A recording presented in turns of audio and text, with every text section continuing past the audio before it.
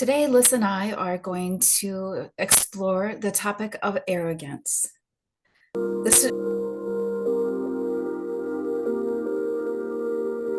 Hi, and welcome to Light for Life. If you are returning to our channel, thank you. We value and appreciate you. Our aim is to shine a bright light on your inner splendor and assist to connect you to your magnificence via what we intend to be enlightened sharing, potentially educational, and hopefully entertaining information, as well as encouragement for new perspectives. If you are new here, you are most welcome. We do hope that you will find our content highly beneficial and enjoyable.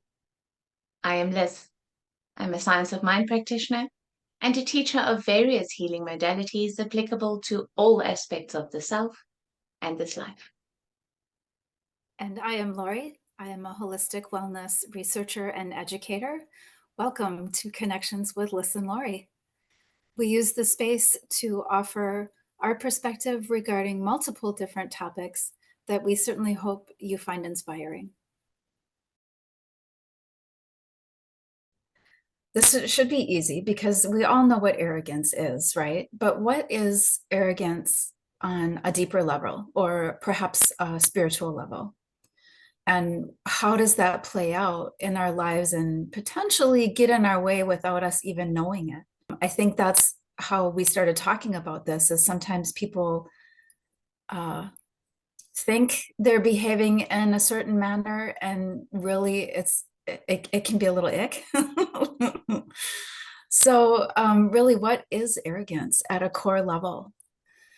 And I think a good way perhaps to describe arrogance is a distortion in behavior, a distortion in thought when it comes to who we are and our interconnectedness with the one or the whole, or whatever term it is that you describe,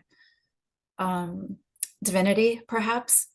I see it as a oneness. So while we are still individuals and we have individual lives and individual jobs and individual relationships, ultimately we are part of one whole spirit. So it can get a little wonky, a little misaligned, a little distorted, a little out of alignment when we don't recognize this inherent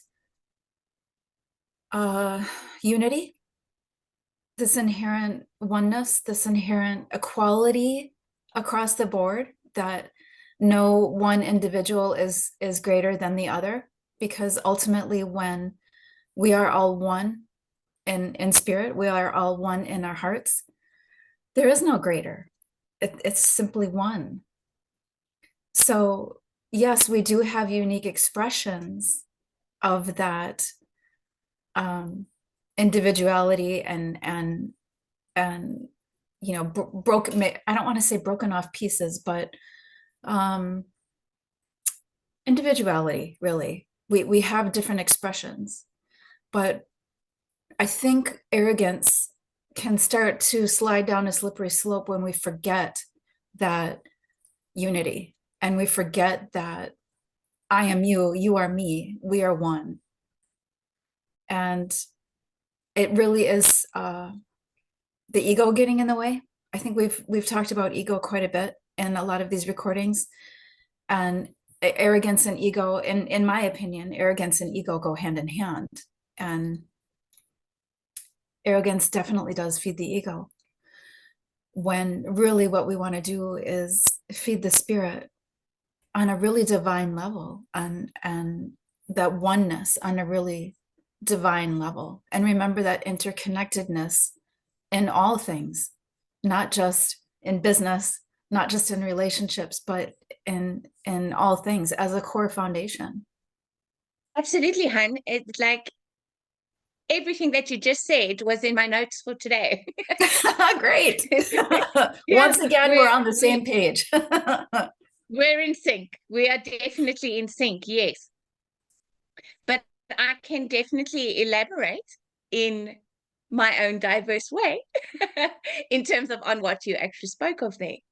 The first thing that I must wholeheartedly agree with is that arrogance does creep in when we lose that awareness of our connection, Mhm. when we lose that awareness of oneness. Because what happens is when we get caught in separation or duality consciousness, that's when we enter into the energy stream of comparison.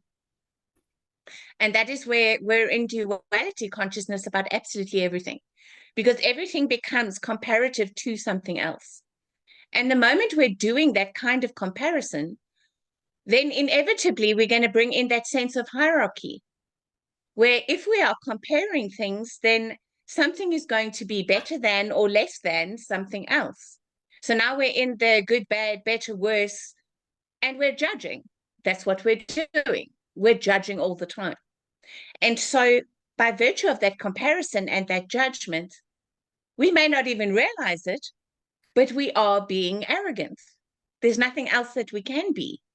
And so, in that sense, yes, arrogance does feed the ego and it is egoic in nature.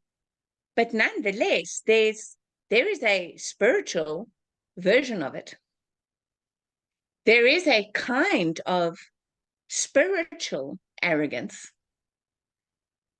which people are, I think, even more blind to than they are to egoic arrogance. You know, we can all recognize that extremely arrogant person who's so full of themselves and bombastic and grandiose and walks into the room and thinks they're just stuff. It really doesn't take much discernment to go, oh, you know, this person. Yeah. But when that arrogance is the type that is energetic and spiritual and holier than thou and so judgmental, as though we're supposed to be perfect, Mm-hmm. when no matter how much we evolve and no matter how much we know and how much we learn and how much we expand, we're still here being human, right? Right. We're still here flawed and fallible. And that's what I think is one of arrogance's most dangerous characteristics, is that it's so insidious. It's subtle.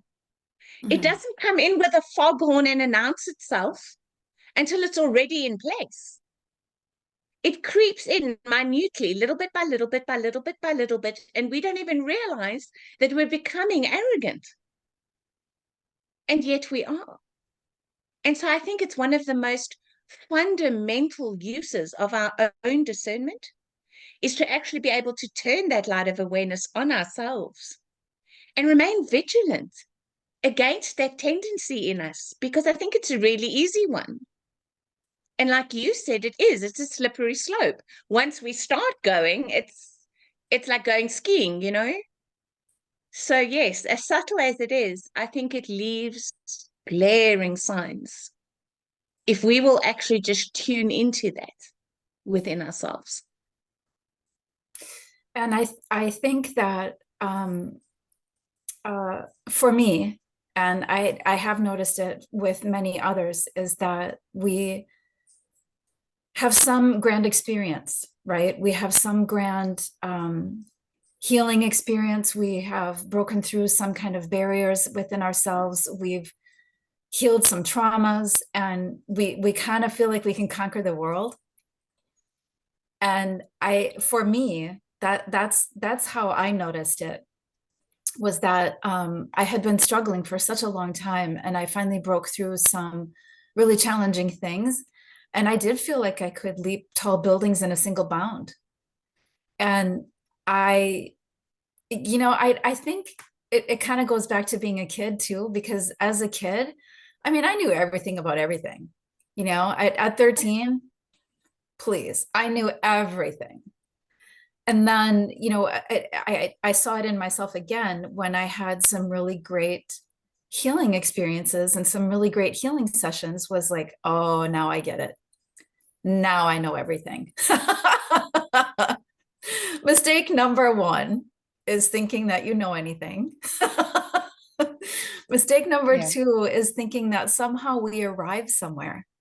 I think That in my experience and in my opinion, that ties in with arrogance, is thinking that somehow we've arrived at something, some great understanding, some enlightenment, some embodiment that, whoa, we've arrived. There is no arrived. There is no perfected state. There is no I am egoless. There is no I am now an enlightened being. It's a journey throughout life. And if we don't remain humble, I think we're going to just trip over ourselves. Humility and false humility, modesty and false modesty was one of the things that I wanted to discuss. And so it's so hard for me anyway to be definitive about such enormous concepts Yeah. and then having to frame them within our limited language. Yeah. So as much as I agree with everything you just said, on the other hand, an enormous part of me wants to disagree with you because we do in fact attain certain states and we do achieve certain enlightenment and we do become greater versions of ourselves. Yes. And our Yeah. experiences are empowering. And how amazing, isn't it, when we're in that energy, right? Yes. And yet, everything that you're saying is equally true at the same time. Yeah. And Yeah. for me, isn't that what the heart of humility actually is? Mm-hmm.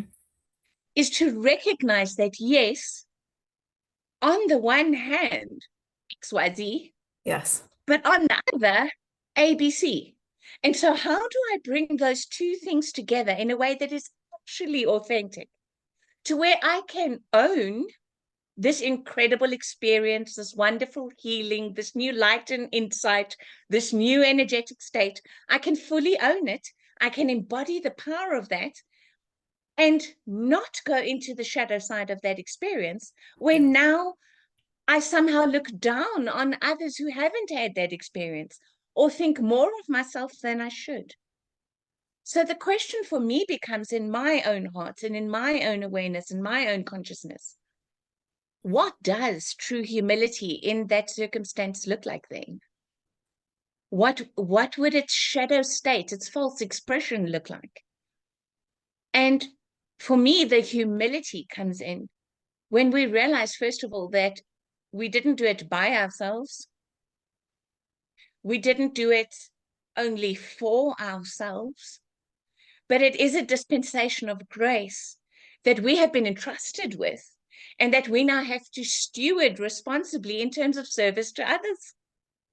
Yes. So if I have anything and I have been graced with that, it's been given to me as a steward of that light, that power, that healing, that insight, that energy. And it's then incumbent on me to want to share that with everyone. And to me, that's the heart of true humility, is to recognize that this isn't something special for me. Now I have some master stamp on my forehead that everybody else doesn't have. No, no, no, no, no, no. It's like, okay, perhaps I'm a little bit of a forerunner in this particular race. I've got a baton, but I'm supposed to pass it back.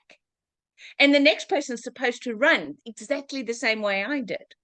So it doesn't become this exclusive and superior thing. But then at the same time, to not embody a false modesty that literally denies the power of Mm-hmm. what that experience actually was, Mm-hmm. to play it down or to pretend like it wasn't the incredible reality that it was.